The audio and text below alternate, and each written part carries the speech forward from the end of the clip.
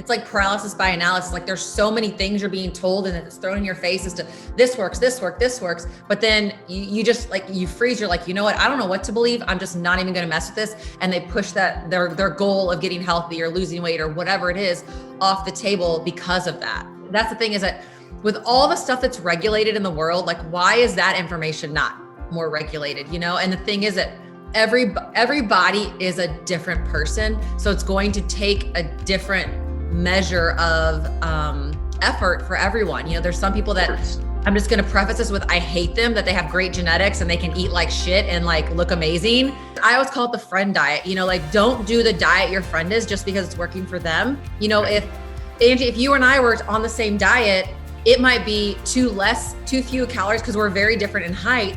It might be too few of calories for me or too many for you, and we're going to get different results. Everybody is built different. Everybody's DNA is different. Their genetics are different. So it's about what works for you. You know, through the years, I'm sure you guys are both the same way. You know what works for you. I know how to manipulate my body to get results. I know that I always have this goal. I want to say 2 weeks away from being my best is what I always say. You know what I mean? Like 2 weeks of all out, full effort, working out 7 days a week. I can be exactly where I want to be. But I know, but that doesn't come easy. It comes from years and years of trial and error and finding out what works. So now I know exactly what to do. I got to increase my calories. I got to drink a little bit more water. I got to do HIIT 7 days a week for 14 days or 2 weeks in a row rather. And I'll be exactly where I want. You know what I mean? So it's just like learning what works best for you and having that patience with yourself. Cause you never quit learning, you know, cause every year your body's changing a little bit, you know, as you age, your hormones, all this stuff. So it's just, the key word is grace. You have to have grace with yourself in your fitness journey. Yeah, well, and you nailed it from the beginning, because I used to try to do like the RPM, which was like 6 meals a day and every 2 hours. And I just didn't have the time for it. I didn't want to spend my entire Sunday meal prepping for the whole week. I didn't want to stop what I was doing. And for me, my blood sugar doesn't drop, so I didn't need it. So for me, like intermittent fasting, I'm great with. Keto intermittent, I don't measure, I don't weigh, I just eat this specific food only 2 times a day. And that's what I do. But could I do that? Could somebody else still do that diet? Probably not, because some people's blood sugar drops super low and they need that food every 2 hours. And it's completely individualized, and you got to try all the different ones to see what works for you. I used to do that, the 6 meals a day, 2-3 hours apart. And like, I remember I would go home and visit my parents and I would take my food with me. And I was never like a competitor or anything like that. I just did it.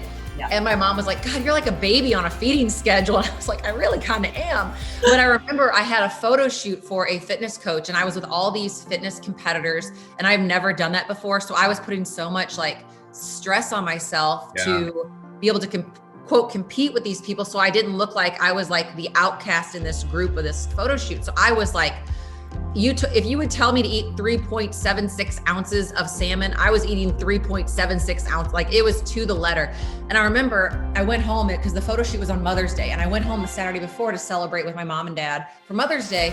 And I was standing in their kitchen. it was, you know, tilapia and broccoli and some rice. And I was standing in the kitchen over the sink eating. And I was just like miserable, shoving this food in my face. I started crying and my mom was like, why are you crying? I was like, I'm just so tired of this. I do not like this. I'm not happy. It's not worth it. I'm so skinny.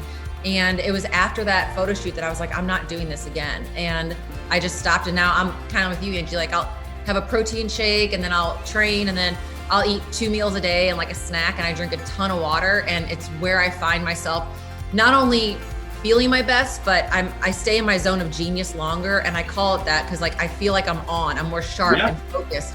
When my brain doesn't have so many carbs floating around on it and so much food floating around, I feel lighter, I feel more energized. So it's about finding what works for you. Yeah.